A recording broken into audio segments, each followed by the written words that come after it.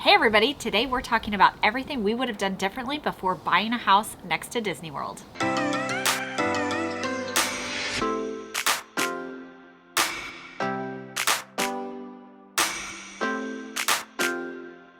Hey everyone, welcome back to the channel. If you are new here, welcome. Leslie and Dan here. We purchased a house next to Disney World, about as close as you can possibly get to the Magic Kingdom, about 5 months ago, and we move permanently at the end of the year. So Disney is pretty much going to be a huge focus for us moving forward.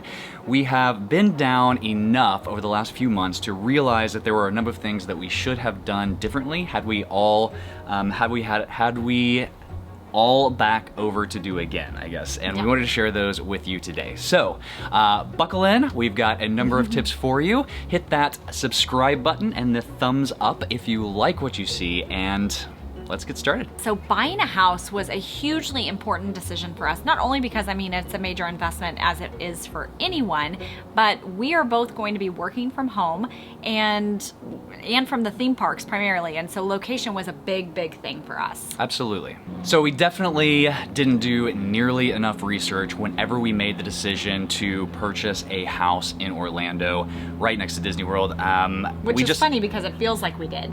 That's because it all worked out. Like, looking at the end result, we definitely would not have changed the end result. However, we got really lucky. That's all there is to it. And I'm not sure we would have gotten lucky again. So these are all of the things that we would have done differently to maybe ensure that we would have gotten the end result and not just gotten lucky. Yeah. Like Dan said, we really just got lucky because what we ended up buying was not what we originally intended or thought we were going to buy. So the number one thing that we would have done differently would have been to spend a little bit more time ranking our priorities for what we really wanted in a house. So we automatically went in thinking that we were going to do a new build.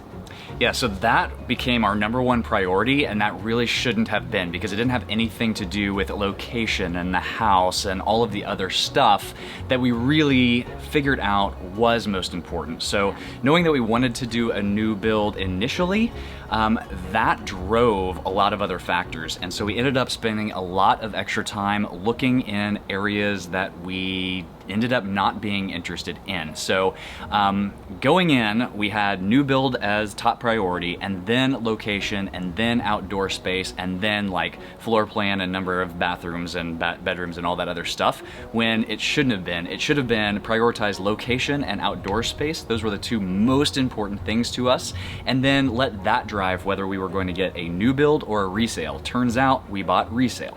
So underneath prioritizing what we really wanted was figuring out that location was top priority for us. And so we never actually drove through any of the areas that probably we would have wanted to be because that new build desire was driving all of our purchasing decisions. So we definitely would have changed that. The big number two thing that we would have done differently is just talk through new build versus resale.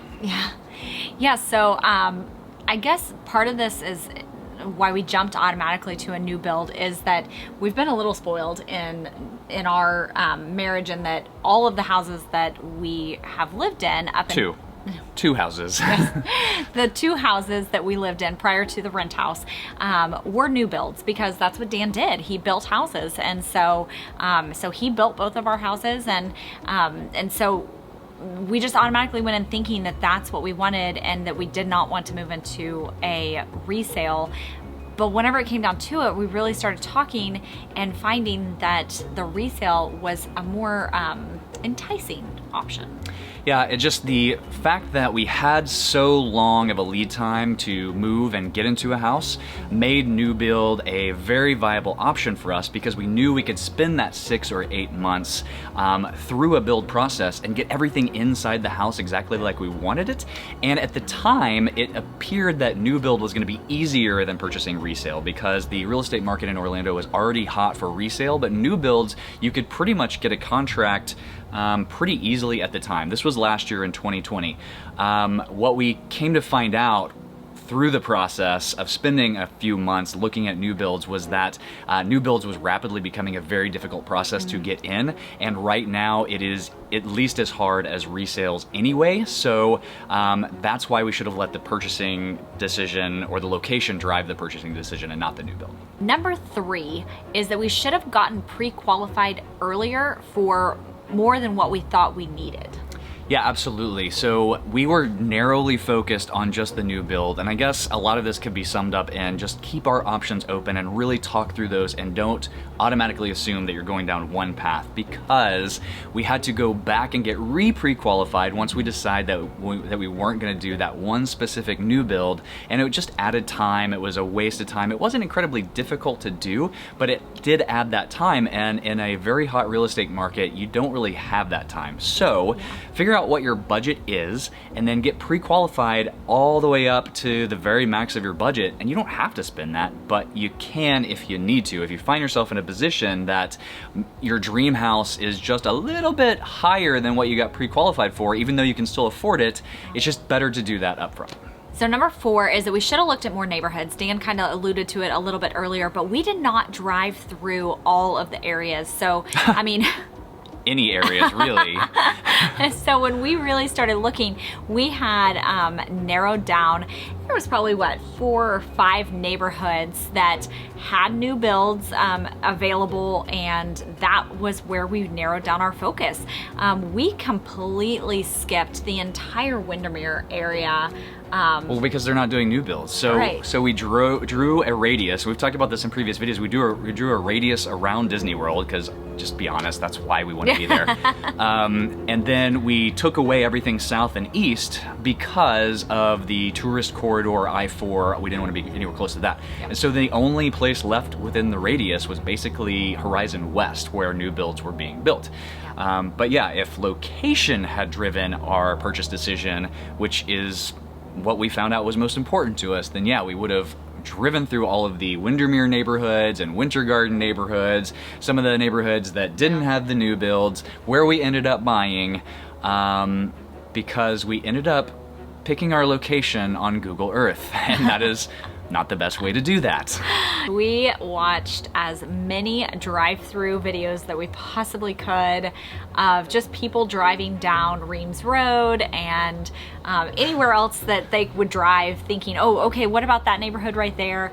It was a more stressful way to do it, that's for sure. Well, because we live 18 hours away, we couldn't just fly down there anytime we wanted. We definitely couldn't drive down there anytime we wanted, and we have jobs.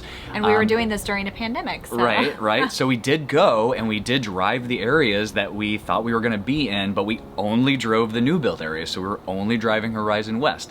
So we never actually drove through the neighborhoods where we ended up wanting to be. And that was a mistake in hindsight, for sure. And what's funny is when we did drive through those neighborhoods where the new builds were, we really didn't love them. We didn't love any of the neighborhoods as much as we love our neighborhood that we ended up in. So, you know, everything works out. So number 5 is very closely related to that, and that is that we would have spent more time in the neighborhood before we made an offer.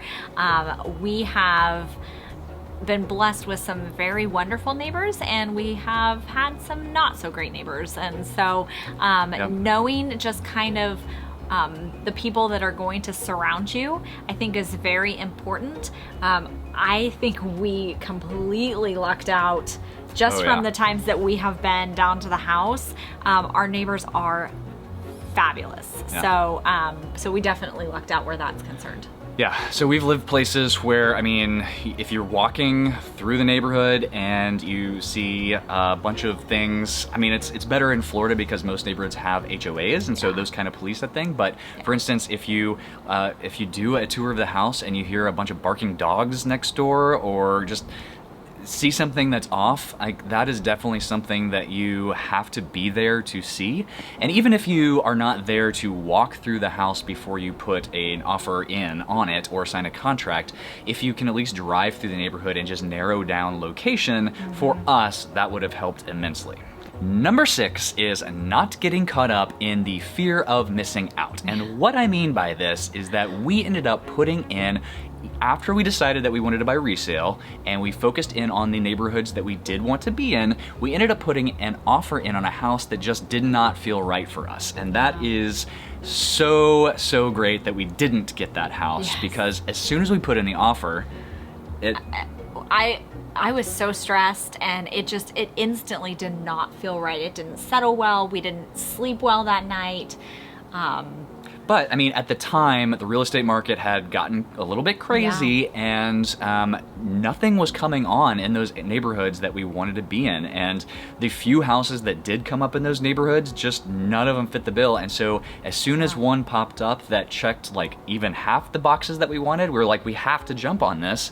But we didn't. And it's important to, when you have your checklist and you have your must-haves, not to make sacrifices, especially if you have time where you can wait for the perfect thing to come along. So number 7 is not getting caught up in the excitement of a bidding war for your house.